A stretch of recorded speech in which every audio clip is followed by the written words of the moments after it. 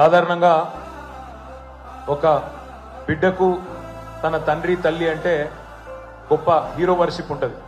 మా నాయన హీరో అనుకుంటారు ఎవరైనా.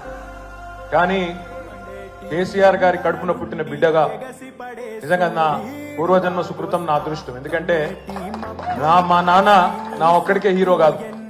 మా నాన్న మొత్తం తెలంగాణ జాతికి హీరో, 4 కోట్ల తెలంగాణ ప్రజలకు హీరో. తెలంగాణకు విముక్తి కల్పించిన ఒక మహానుభావుడు, ఒక కారణ జన్ముడు కడుపున నేను పుట్టడం నా అదృష్టంగా భావిస్తా ఉన్నాను. నాన్న అంటే భయం, అమ్మ కూర్చే మీరు 100% డౌటా మీకు ఏమన్నా?